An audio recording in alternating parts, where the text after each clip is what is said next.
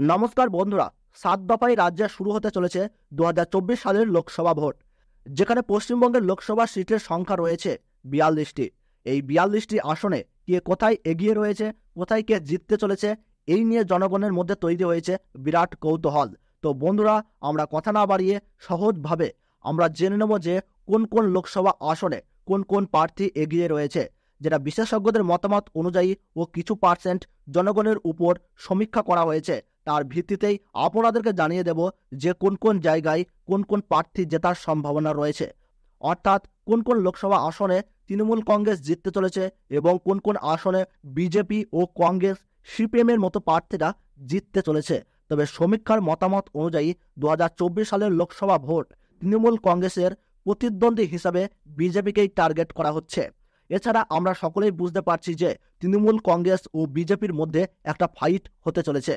তো আসুন বন্ধুরা, আমরা জেনে নেব কোন কোন আসনে কোন কোন দল এগিয়ে রয়েছে।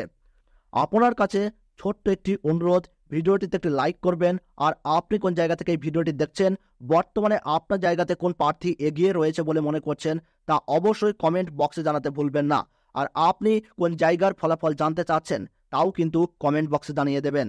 এবং এই রকমই প্রতিদিন গুরুত্বপূর্ণ আপডেট পেতে এখনই চ্যানেলটিকে সাবস্ক্রাইব করে পাশে থাকা বেল বাটনটিকে অল করে রাখুন। তাহলে চলুন আমরা ভিডিওটি শুরু করি। এ রাজ্যের 42টা লোকসভা আসনের সমীক্ষার ফলাফল। তবে সমীক্ষা থেকে জয় পরাজয়ের একটা আন্দাজ মাত্র মিলতে পারে, কারণ গণতন্ত্রে জনগণই শেষ কথা বলেন। আর এক সপ্তাহ বাকি লোকসভা নির্বাচনের ভোট গ্রহণে। সেই আবহে ভোটারের সমীক্ষা সামনে এলো, যাতে জয়ী হওয়া দৌড়ে কোন দল এগিয়ে রয়েছে কোন দল পিছিয়ে রয়েছে তার আভাস পাওয়া যায়। তমলুক, দমদম, হাওড়া, মথুরাপুর এবং মেদিনীপুর কেন্দ্রে কোন কোন দলের প্রার্থী জয়ী হওয়ার দৌড়ে এগিয়ে রয়েছেন সমীক্ষায়, তা দেখে নেওয়া যাক। তমলুকে তৃণমূলের প্রার্থী দেবাংশু ভট্টাচার্য, বিজেপির প্রার্থী রয়েছে কলকাতা হাইকোর্টের প্রাক্তন বিচারপতি অভিজিৎ গঙ্গোপাধ্যায়, সিপিএম এর প্রার্থী সায়ন বন্দ্যোপাধ্যায়। ভোটার সমীক্ষা বলছে তমলুকে বিজেপি প্রার্থী অভিজিৎ গঙ্গোপাধ্যায় সম্ভাব্য জয়ী হতে চলেছে। আগামী 25 মে ষষ্ঠ দফায় এই ভোট গ্রহণ তমলুকে রয়েছে।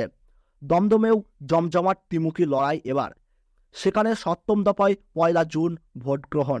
দমদমে তৃণমূলের প্রার্থী সৌগত রায়, বিজেপি ভদ্রশীল দত্ত এবং সিপিএম প্রার্থী সুজন চক্রবর্তী।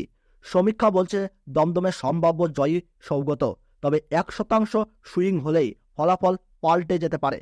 হাওড়ায় তৃণমূলের প্রার্থী পোষণ বন্দ্যোপাধ্যায়, বিজেপির প্রার্থী সেখানে রয়েছে রথীন চক্রবর্তী এবং সিপিএম এর প্রার্থী সব্যসাচী চট্টোপাধ্যায়।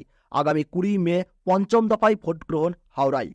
ভোটারের সমীক্ষা বলছে পোষণের দিকেই ঝুঁকে রয়েছে জনগণের রায়, অর্থাৎ ভোটারের সমীক্ষা বলছে হাওড়ায় জিততে চলেছে তৃণমূল প্রার্থী পোষণ বন্দ্যোপাধ্যায়। দক্ষিণ 24 পরগনার মথুরাপুরে 7ম দফায় 1 জুন ভোট গ্রহণ। তৃণমূলের প্রার্থী বাপি হালদার, বিজেপির প্রার্থী অশোক পুরকায়স্থ, সিপিএম এর শরৎচন্দ্র হালদার, আইএসএফ প্রার্থী অজয় কুমার দাস। সমীক্ষা বলছে সম্ভাব্য জয়ী তৃণমূল প্রার্থী বাপি হালদার, তবে 3% সুইং হলেই ফলাফল পাল্টে যেতে পারে। মেদিনীপুরে এবার ষষ্ঠ দফায় 15 মে ভোট গ্রহণ, যেখানে তৃণমূলের প্রার্থী জুন মালিয়া, বিজেপির প্রার্থী অগ্নিমিত্র পাল, সিপিএম এর বিপ্লব ভট্ট। সমীক্ষা বলছে সম্ভাব্য জয়ী তৃণমূল প্রার্থী অগ্নিমিত্রা।